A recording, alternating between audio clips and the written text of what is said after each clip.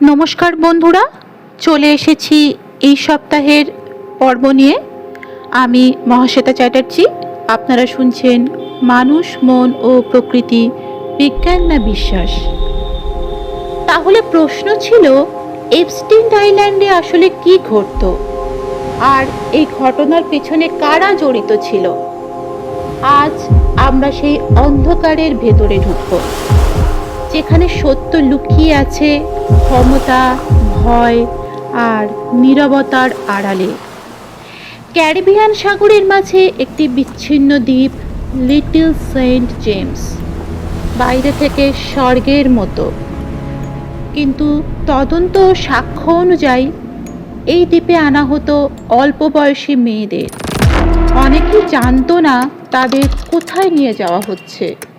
কেউ চাকরির প্রলোভনে, কেউ প্রতারণার ফাঁদে পৌঁছে যেত এই দ্বীপে।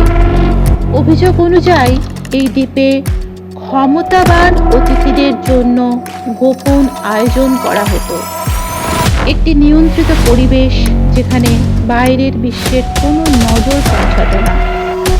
অনেক সার্ভাইভার পরে জানিয়েছে তাদের উপর মানসিক ও শারীরিক শোষণ চলত, এবং এই পুরো ব্যবস্থাটি ছিল সুসংগঠিত। সবচেয়ে গুরুত্বপূর্ণ প্রশ্ন, এপস্টিন কি একা ছিল?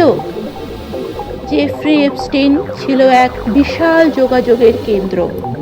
তার প্রাইভেট জেট, যাকে অনেকেই ডাকত ললিতা এক্সপ্রেস বলে, তাতে যাতায়াত করেছেন বিশ্বের অনেক প্রভাবশালী ব্যক্তি, যাদের মধ্যে ছিলেন বিল ক্লিন্টন, প্রিন্স অ্যান্ড্রুর মতো মানুষেরা।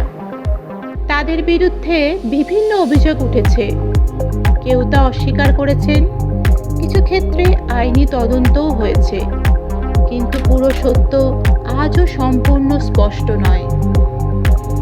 একটা প্রশ্ন থেকেই যায়, এত বড় একটি ঘটনা এতদিন আড়ালে রইল কিভাবে?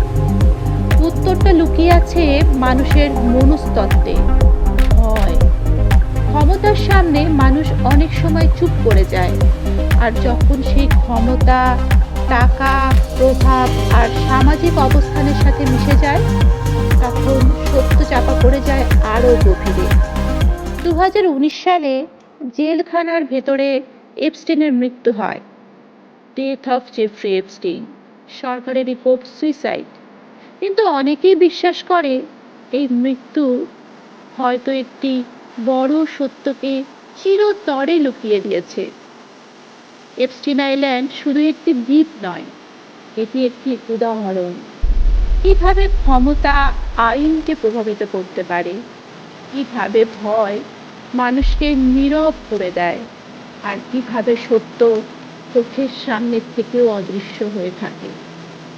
এপস্টিন আইল্যান্ডের রহস্য আংশিকভাবে উন্মোচিত হয়েছে, কিন্তু পৃথিবীতে এমন আরও অনেক ঘটনা আছে যেগুলোর সম্পূর্ণ ব্যাখ্যা বিজ্ঞানও দিতে পারে না।